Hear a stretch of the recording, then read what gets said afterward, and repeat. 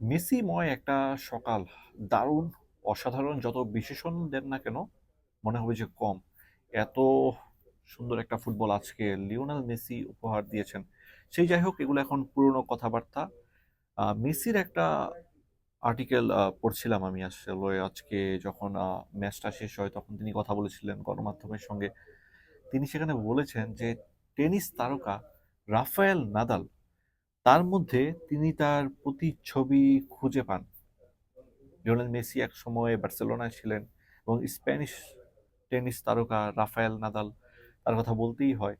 তার সিরিজও দেখছে এখন আপনার আর্জেন্টিনা দল এই বিশ্বকাপ চলাকালীন, এবং লিওনেল মেসি স্পেসিফিক তার কথা বলেছেন, এবং সময়টা যে তার ভালো যাচ্ছে এমনটা না।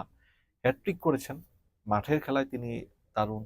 ঠিক তার আগ মুহূর্তে, অর্থাৎ বিশ্বকাপের আগের কথাই যদি বলি, মেসি বলছিলেন যে ব্যক্তিগতভাবে তিনি বেশ সমস্যায় ছিলেন, এবং তিনি সেটা গণমাধ্যমের কাছে স্বীকার করেছেন যে ব্যক্তি জীবনে তার সাথে কিছু একটা ঘটেছে, যে কারণে তিনি ভীষণ আপসেট ছিলেন, এবং পরবর্তীতে সতীর্থরা তার পাশে দাঁড়িয়েছেন, এবং সে কারণে তাদের প্রতিও তিনি ভীষণ রকম কৃতজ্ঞ। এবং এটাই আমার কাছে সব থেকে ভালো লাগলো যে মেসির মতো মানুষ, যার কোনো কিছুর অপূর্ণতা নেই, বিশ্বকাপ জয়, রেকর্ড, পরিবার, তিনি যখন বাজে সময় পার করছেন সেটাও তিনি অকপটে স্বীকার করেছেন, এবং বন্ধুদের সহায়তা নিয়েছেন। তো এইসব বিষয়গুলো নিয়েই পড়ছিলাম, এবং দেখলেনই তো মাঠের খেলায় আলজেরিয়ার বিপক্ষে তার আহ, অতি অতি মানবীয় যে ফুটবল, সেটা আমরা দেখলাম। এবং একই সঙ্গে এটাও বলতে হয় যে তিনি যখন তার মন উজাড় করে খেলেন তখন আসলে মাঠের ফুটবলে